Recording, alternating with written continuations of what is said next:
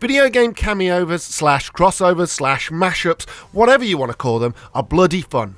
But Dan, they're not bloody serious. They don't make any sense in the universe with the canon and all that. Whatever, Trevor, they're fun. Video games are fun. Get over yourself and go outside and get some sunshine on your face. That vitamin D is good for the soul, or something. Hot on the heels of this month's upcoming ridiculous cameo, aka the Teenage Mutant Hero, yes, hero to us Brits, Turtles appearing in Injustice 2, we thought we'd take a look back at some of the most ridiculous and yes, brilliant video game character cameos from recent years. We're talking actual characters here, not just costumes, so keep your nose out of it, Dead Rising, with your dress-up nonsense. These are the 10 most ridiculous video game character cameos ever. Okay, so first out the gates, we've stretched the truth a little here. Yes, we know it's not Master Chief in Dead or Alive 4, Microsoft's launch title for the Xbox 360. Yes, we know it's Spartan 458, aka Nicole. But you know what? It may as well bloody be the Chief. For one, they're wearing the same Mjolnir Mark IV armour, and two, the only reason Bungie didn't agree to it was because they didn't want to use the Master Chief for, and I quote, story reasons. I guess that was back when Halo did actually have a story worth caring about. But we do love our tenuous links, and that is a good start. Right, folks? A long time ago, in a galaxy far, far away, there was a company. One who didn't really care when and where their IPs went, as long as they got that sweet, sweet cashola in return. I'm talking about none other than LucasArts. And before you say anything, this is the same company that brought us Kinect Star Wars. We're still cringing over that godforsaken Han Solo dance. Genuine shudders. One cameo that was kind of cool though was the inclusion of Darth Vader and Yoda in Soul Calibur 4. Never pick Yoda though when playing against a mate because you'll get called the dirty odd job cheater if you do. GoldenEye fans will know what I mean there.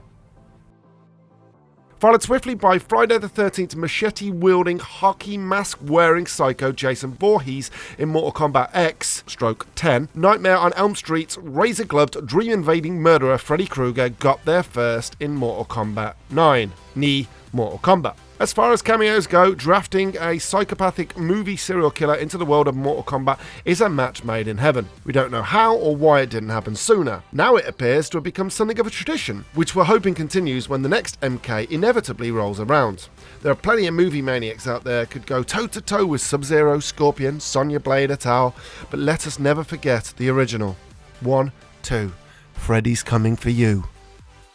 Bit of a weird one this, as Ardyn's appearance in Assassin's Creed Origins only comes as part of a Final Fantasy 15 crossover, which sees the shady is he a bad guy or is he a good guy character cropping up in a tomb to gift Bayek with Noctis' Ultima Sword, the legendary Zedric Shield, and Queh the Chocobo, which in reality is a modified camel with feathers. Still, this is going the extra mile to make a video game crossover that little bit more extra special, actually transporting one of Final Fantasy 15's characters into the game, complete with a series of epic animations in order to simply deliver a few items.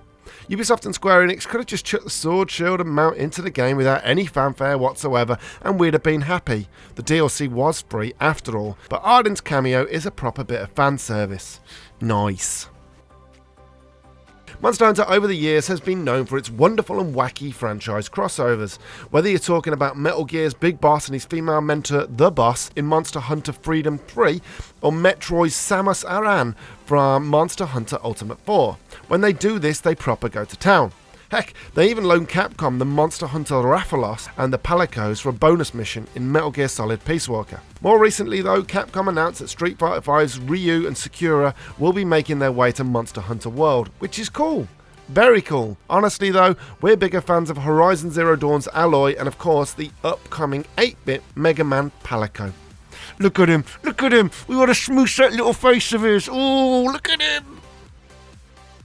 Ah, Japan, you wonderful bastards. You love your video game cameos, don't you? More than anybody else in the world. You do. And rightly so too. We do as well.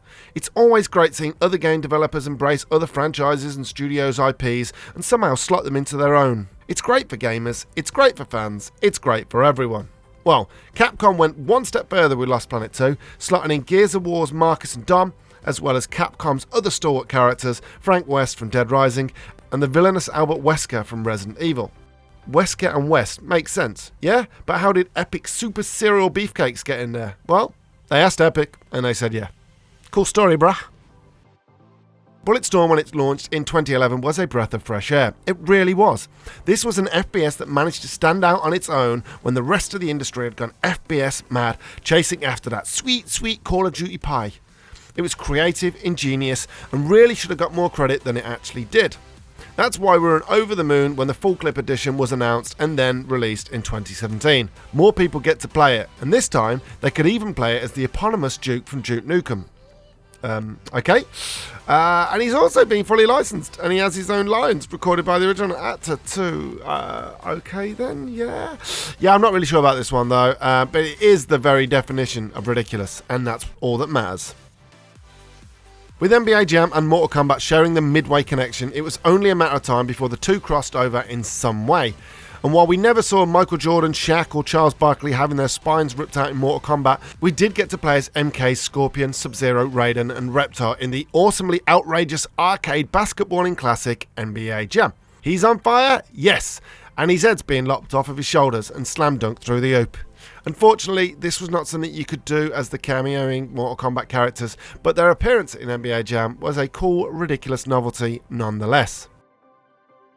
Neversoft's best Tony Hawk's Pro Skater games also had all of their best cameo characters, from Spider-Man appearing in Pro Skater 2 as part of a tie-in with the developer's not all bad Spidey game, to Pro Skater 3 chucking in cigar-chomping, adamantium-clawed X-Men badass Wolverine. Heck, even Star Wars The Phantom Menace's double-ended lightsaber-wielding Sith Lord Darth Maul put in a cameo. The Marvel-loving even continued with Tony Hawk's Underground, in which Iron Man could be unlocked as a playable skater too. But for our money, those original Spidey and Wolvie appearances are the ones that were super exciting back in the day, and even thinking about them now still gives us goosebumps. I mean, come on, Wolverine on a skateboard.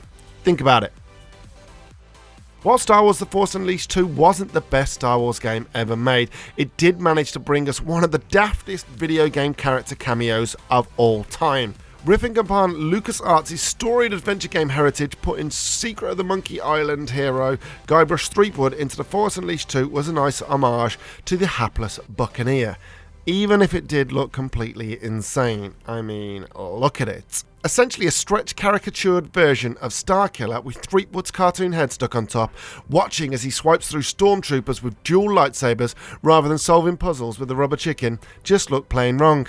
Yeah, as ridiculous cameos go, this is right up there. At least he didn't wave his lightsaber around like a feather duster. And what a better way to conclude our rundown of some of the most ridiculous video game character cameos with a proper silly one. We hope you enjoyed this, folks. Thanks for watching, and don't forget to like, comment and subscribe. See you next time, folks. Thanks.